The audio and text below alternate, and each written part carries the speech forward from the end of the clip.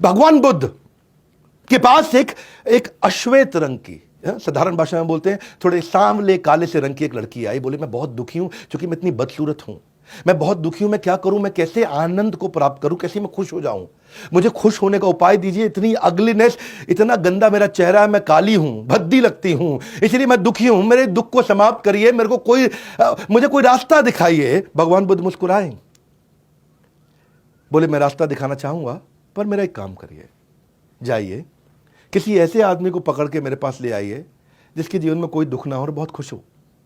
बोले बहुत आसान है।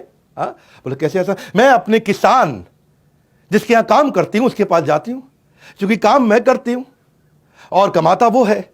तो वो किसान के पास गई, बोली मालिक कल भगवान बुद्ध के पास जाना है क्योंकि मुझे कैसे ऐसे व्यक्ति को मिलाना है जो हमेशा खुश रहा हो, जिसके जीवन में कोई दुख ना हो।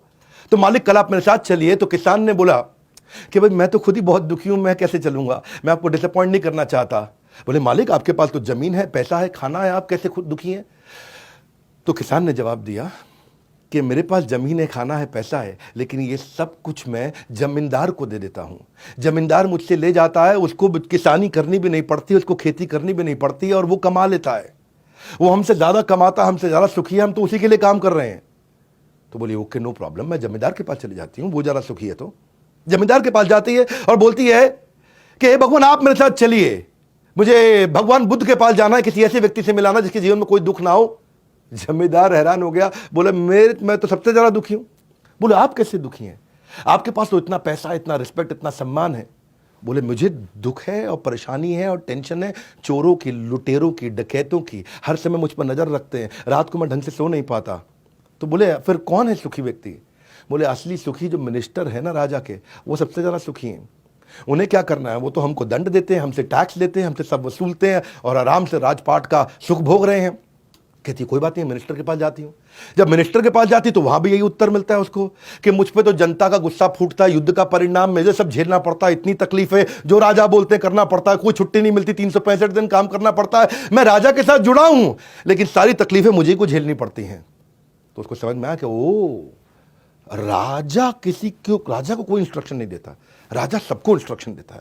तो वो सुखी होगा। जब वो राजा के पास गई तो राजा का भी वही हाल। राजा बोला नहीं मैं तो बहुत परेशान हूं। बोले तुम क्यों परेशान हो? बोले मेरे दुश्मन मेरे ही घर में रहते हैं, कब कौन मुझे मार दे पता नहीं, ना मैं सो पाता हूं ना पीस ऑफ माइंड है। हाँ? मैं तो इतना परेशान रहता हूं कि मैं कहीं अकेले भी नहीं जा सकता, मेरे साथ में इतने लोग जाने पड़ते हैं और कभी कभी मन करता है कि मैं भी अकेले में बाजार जाऊं, कुछ खाऊं पीऊं, लेकिन इतने लोगों के साथ जाना पड़ता है क्योंकि हर समय टेंशन में रहता हूं। तो वो भगवान बुद्ध के पास गई, उसने सारी कहानी सुनाई, ऐसा ऐसा हुआ।